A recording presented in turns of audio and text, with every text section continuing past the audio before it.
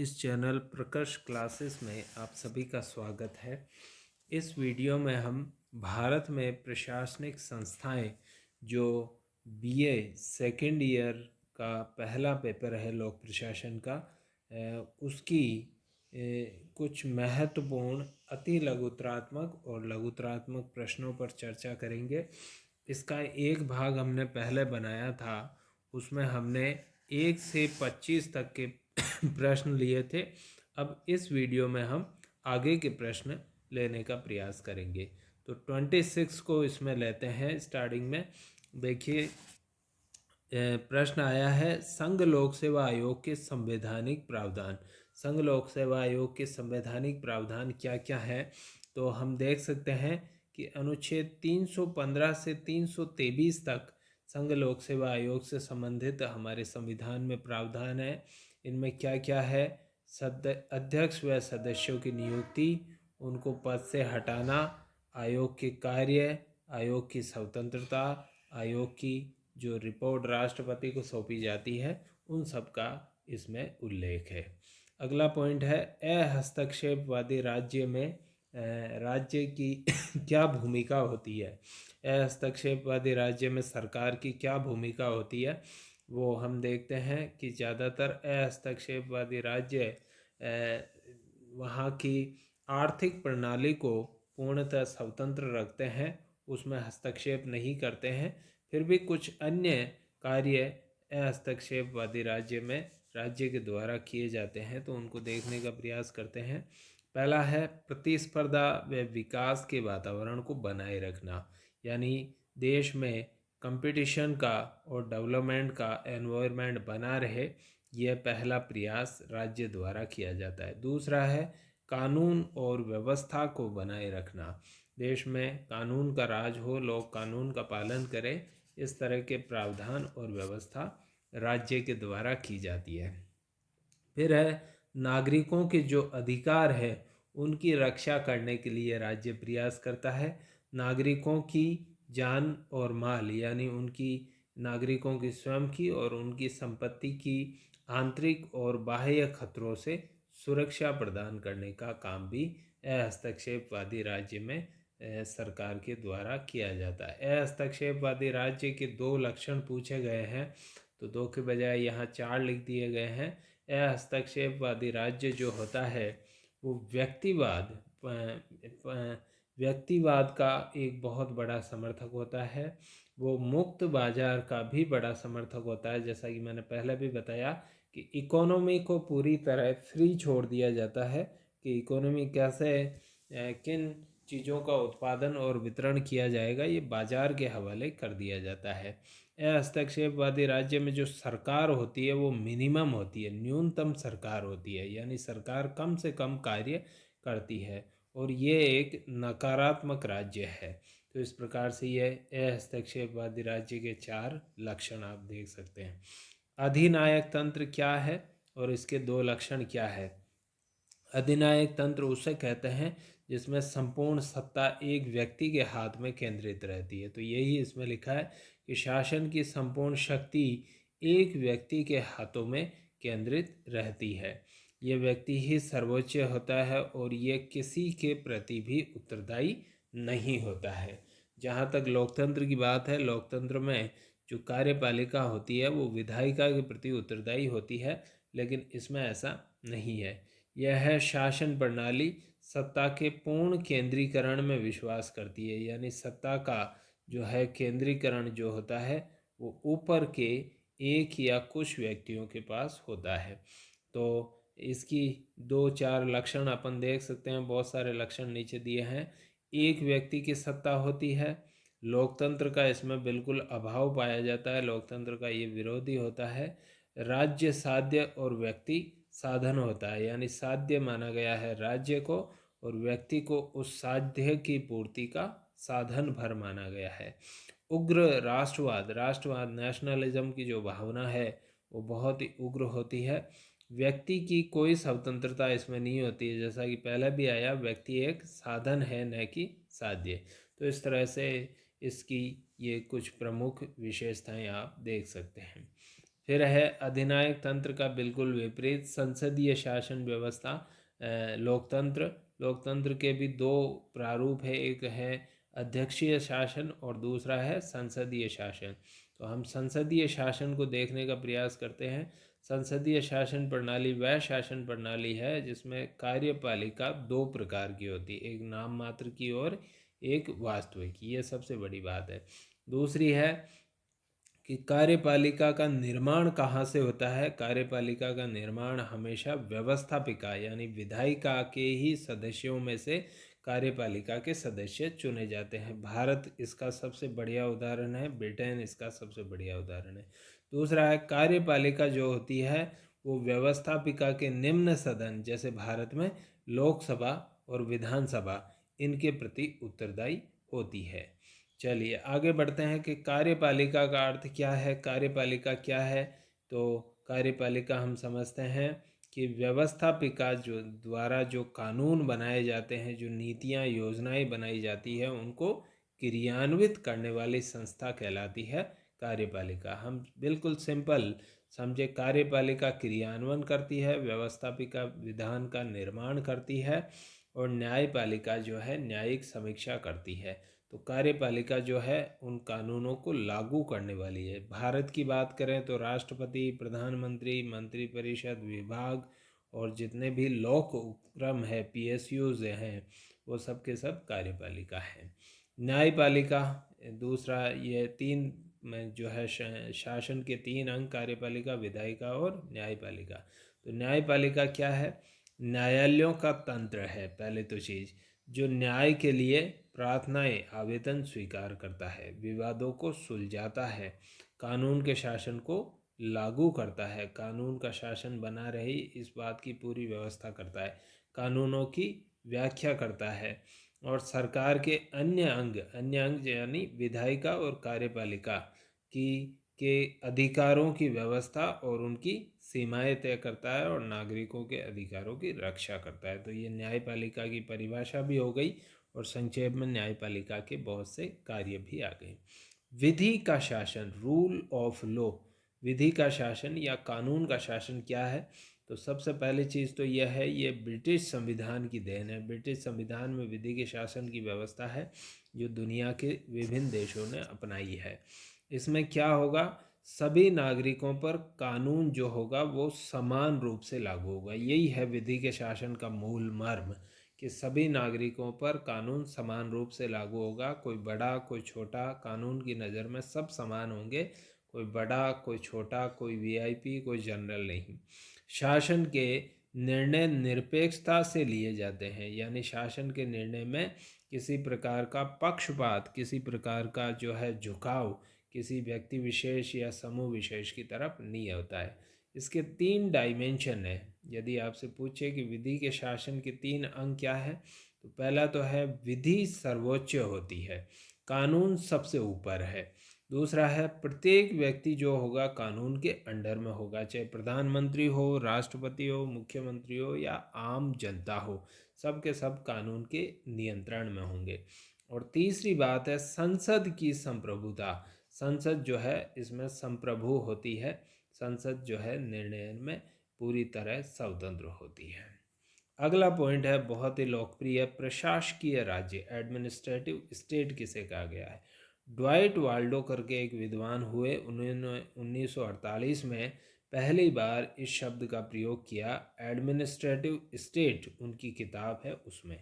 फिर एक FM marks करके विद्वान हुए, इन्होंने भी एक किताब लिखी, द एडमिनिस्ट्रेटिव स्टेट। अंतर देखिए, इसमें आर्टिकल द का प्रयोग नहीं किया है जबकि वाल्डो की किताब में, जबकि मार्क्स की किताब में द एडमिनिस्ट्रेटिव स्टेट किताब लिखी। इसमें इस शब्द प्रशासकीय राज्य शब्द की व्याख्या की। आधुनिक राज्य को प्रशासकीय राज्य कहा जाता है। क्यों कहा जाता है? क्योंकि सरकार के जितने भी कार्यकारी दायित्व है जनता के प्रति, उन सब की उसकी ओर से जन कल्याणकारी कार्यों का संपादन किसके द्वारा किया जाता है? प्रशासन के द्वारा। यानी सिंपल बात यह है कि सरकार के जो कार्य हैं, सरकार के कार्य उनका एग्जीक्यूशन जो करता है वो कौन करता है? प्रशासन। इसलिए आज के राज्य को प्रशासकीय राज्य कहा जाता है। इसके बाद आगे बढ़ते हैं हम लोग, बहुत से और भी प्रश्न हैं इसमें। तो देखिए अगला जो प्रश्न है वो है प्रजातंत्र और अधिनायक तंत्र में अंतर। प्रजातंत्र और अधिनायक तंत्र में क्या अंतर है? अधिनायक तंत्र में हमने पढ़ा कि सत्ता जो है एक व्यक्ति के पास रहती है। तो लोकतंत्र, प्रजातंत्र या लोकतंत्र एक ही बात है, में जनता द्वारा निर्वाचित शासन व्यवस्था होती है, जबकि अधिनायक तंत्र में एक ही व्यक्ति के हाथों में सत्ता निहित होती है। जनता द्वारा निर्वाचित मंत्री परिषद, प्रधानमंत्री, मुख्यमंत्री, इस प्रकार के जो है राजनीतिक व्यवस्था होती है प्रजातंत्र में। लेकिन अधिनायक तंत्र में एक व्यक्ति होता है जो सत्ता हथिया लेता है और वही सर्वे सर्वा बन जाता है। लोकतंत्र में निश्चित अवधि के बाद चुनाव होंगे। प्रत्येक 5 वर्ष के बाद, हम जानते हैं 4 वर्ष के बाद चुनाव होते हैं, लेकिन अधिनायक तंत्र में अनेक वर्षों तक कोई चुनाव नहीं होता है।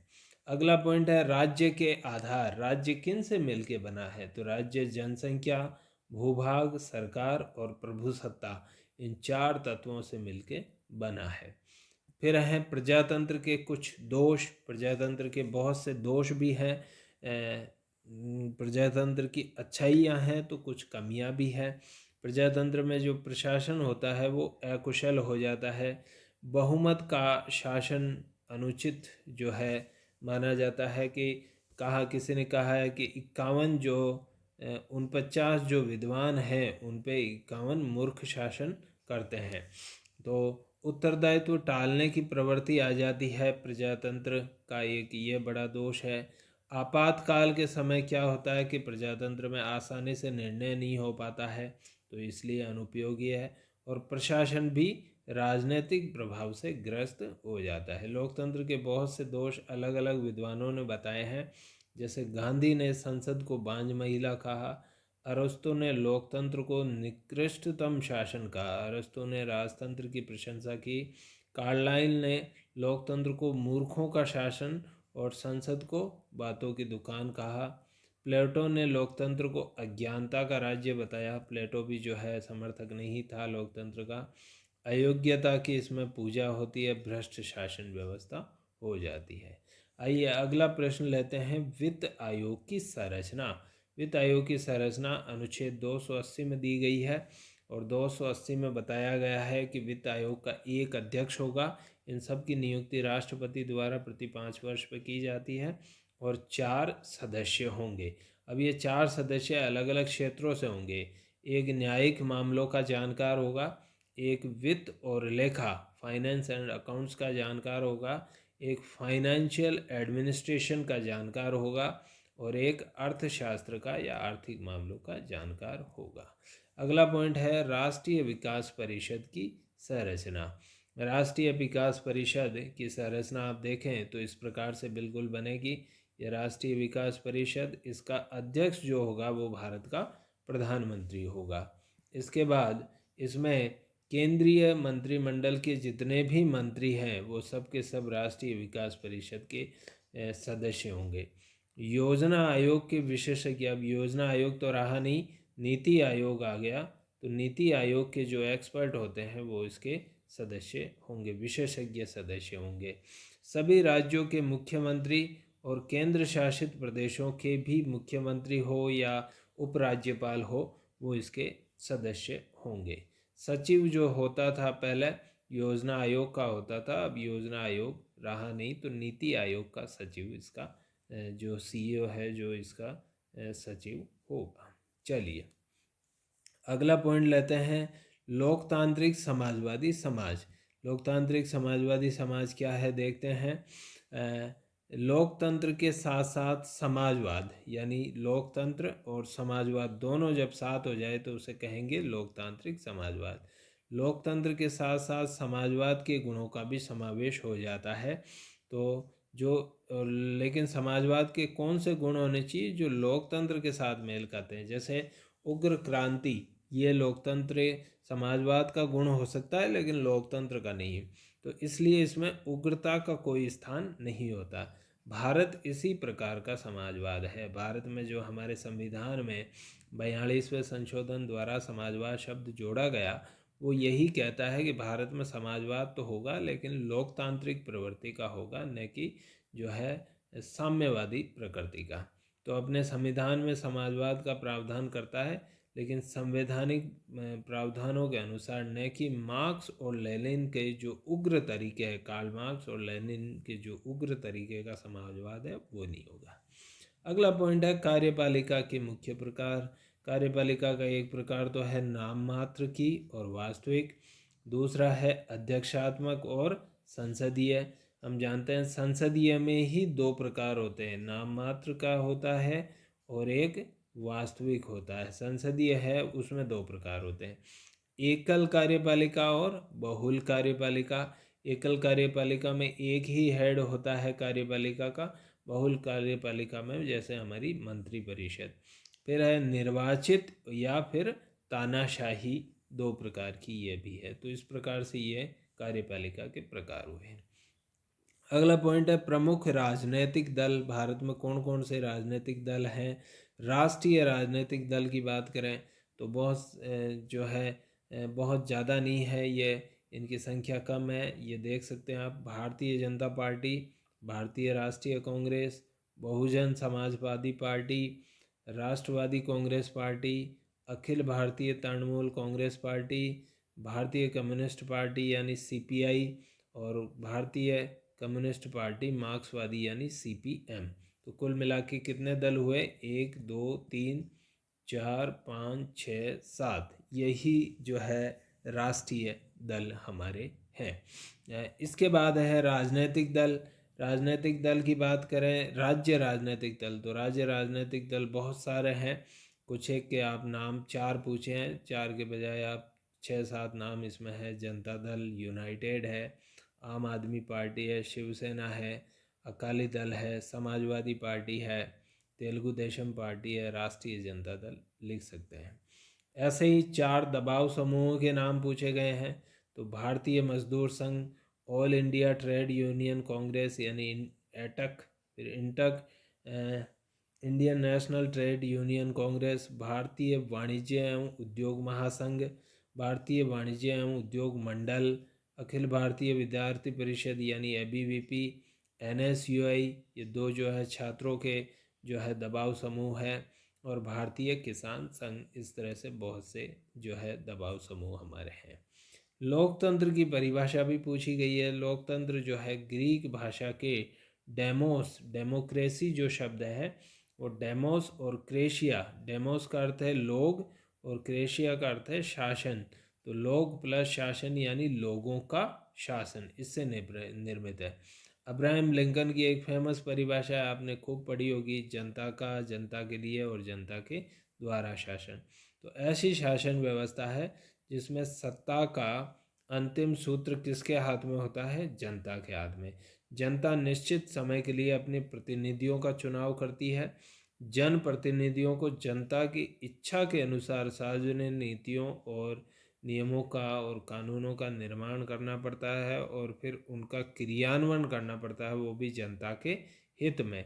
इसके मूल तत्व क्या है? भागीदारी, आम जनता की भागीदारी, आम जनता का प्रतिनिधित्व, आम जनता के प्रति ही उत्तरदायित्व और आम जनता का ही अंतिम नियंत्रण। चलिए अगला पॉइंट लेते हैं, बहुत ही सिंपल है, दबाव समूह। दबाव समूह किसे कहते हैं? कि ऐसे गैर राजनीतिक, ये गैर राजनीतिक दल होते हैं यानी राजनीति में भाग नहीं लेते हैं, प्राय अनौपचारिक ही होते हैं, औपचारिक नहीं होते हैं, जो अपने हितों की पूर्ति के लिए क्या हो जाते हैं? संगठित। संगठित होकर फिर सरकार पर दबाव डालते हैं। किस चीज़ का दबाव डालते हैं? नीति का निर्माण करें, उनके पक्ष में निर्णय लें और उनके अनुसार क्रियान्वयन करें। फिर है ये इसमें लिख नहीं पाया हूँ मैं, किसी और वीडियो में इसको देखेंगे। योजना आयोग का अध्यक्ष कौन होता है आप जानते हैं? तो आप यदि देखना भी चाहे राजनीतिक दल और दबाव समूह में क्या अंतर है तो देख सकते हैं। राजनीतिक दल राजनीतिक होते हैं, दबाव समूह गैर राजनीतिक होते हैं। यानी दबाव समूह चुनावों में भाग नहीं लेते, राजनीतिक दल चुनावों में भाग लेते हैं।